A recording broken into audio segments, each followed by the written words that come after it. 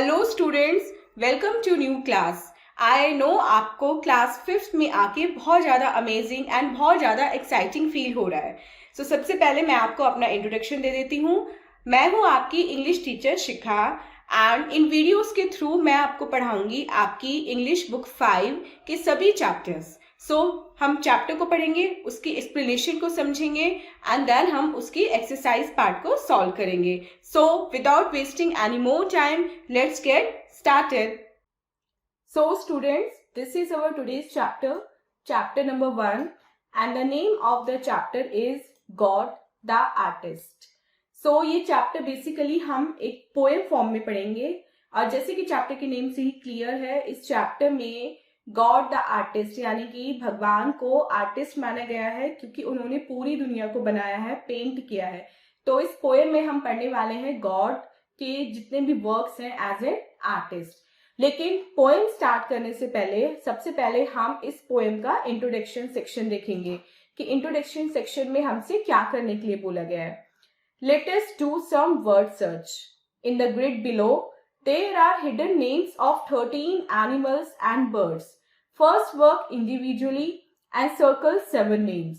Now form pairs of 2 and compare your list with that of your partners to find names which you have missed. अब आपको क्या करना है, यहाँ पे एक वर्ड सर्च आपको दी गई है। नीचे इस ग्रिड में, इस वर्ड सर्च में 13 एनिमल्स एंड बर्ड्स के नेम लिखे हुए हैं, वो आपको फाइंड आउट करना है। लेकिन इसमें थोड़ा सा ट्विस्ट है क्योंकि पहले वो जो नेम्स हैं वो आपको अपने इंडिविजुअली अपने बेसिस पे फाइंड आउट करने हैं और 7 नेम्स को सर्कल करना है, केवल 7 को।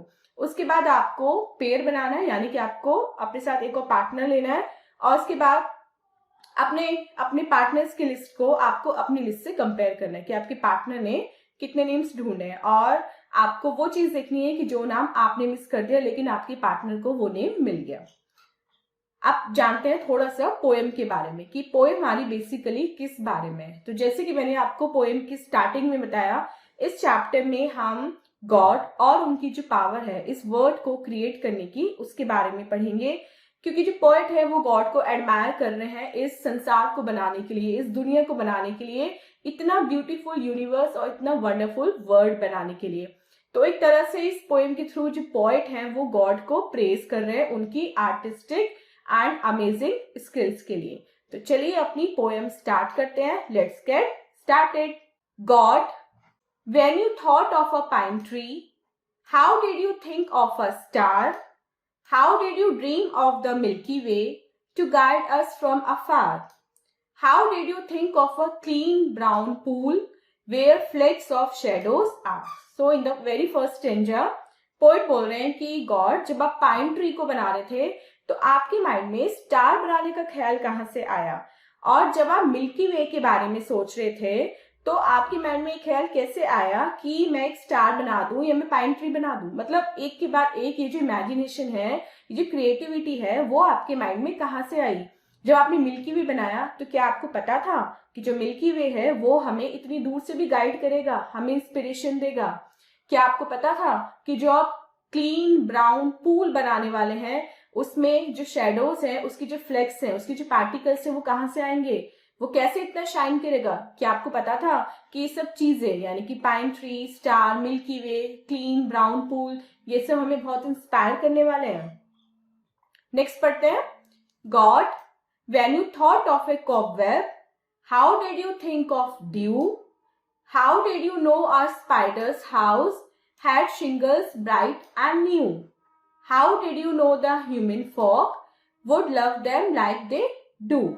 अब सेकेंड स्ट्रेंजर में पोइट बोल रहे हैं कि गॉड, जब आपने कॉबवेब बनाने की सोची तो क्या आपको पता था कि आपको ड्यू भी बनाना है? आपको पता था उस टाइम की ड्यू होता क्या है?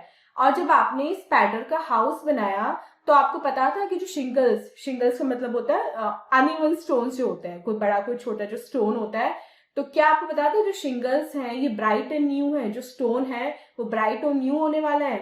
और जब आपने ह्यूमंस को बनाया था तब क्या आपको पता था कि जितना प्यार आप ह्यूमंस से करेंगे ह्यूमंस भी आपको उतना ही प्यार करेंगे?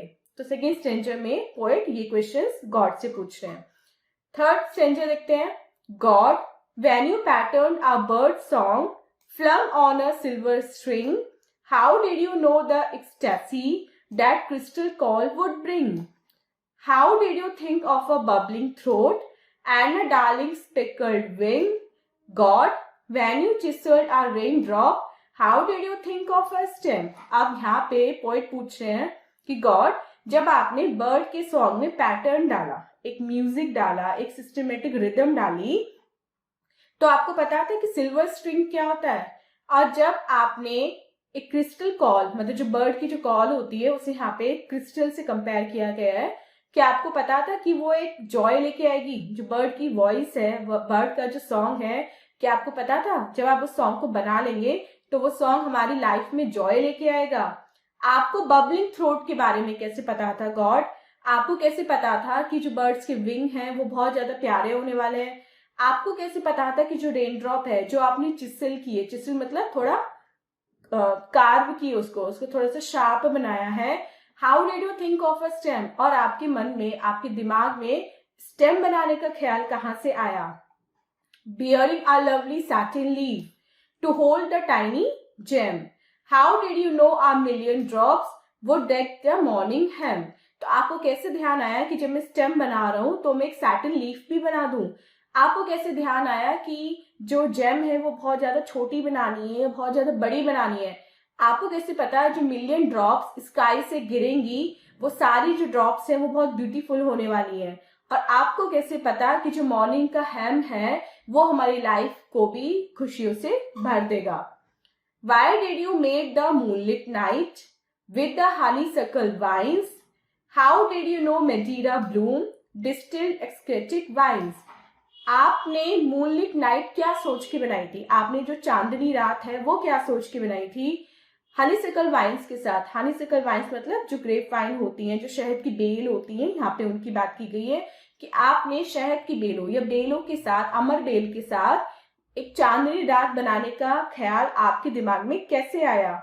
और जो मेडीरा, मेडीरा एक फ्लावर का नेम है यहाँ पे, आपको कैसे पता था कि जब मेडीरा जो फ्लावर है वो खिलेगा? डिस्टिल्ड एक्सटेटिक वाइन्स, उसकी जो वाइन्स है, जो उसकी बेल होंगी वो बहुत ज्यादा प्यारी होंगी, प्योरिफाइड होंगी, शुद्ध होंगी। ये आपको गॉड कैसे पता था?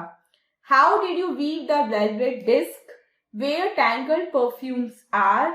God, when you thought of a pine tree, how did you think of a star? अब लास्ट स्टेंजर में पोएट पूछ रहे हैं कि गॉड, जब आप वेलवेट डिस्क को वीव कर रहे थे, जब आप वेलवेट डिस्क यानी कि मेडीरा फ्लावर की जो सॉफ्ट पेटल्स होती हैं, जब आप उनको बुन रहे थे तो आपको पता था कि इससे हम परफ्यूम भी बना सकते हैं?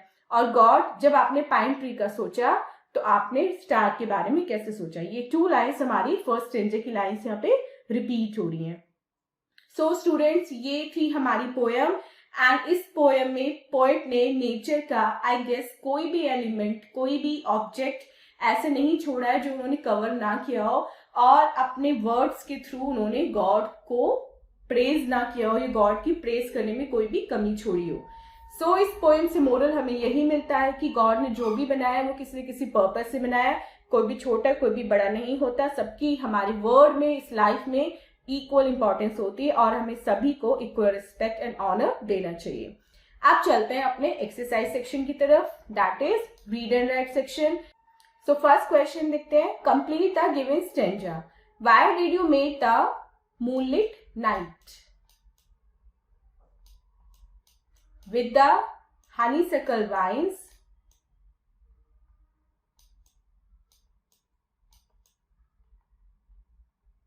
How did you know Madeira bloom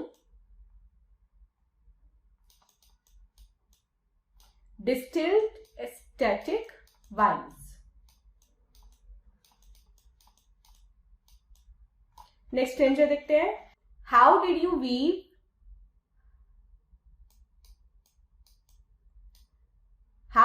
weave the velvet disc where tangled perfumes are? God, when you thought of a pine tree, how did you think of a star?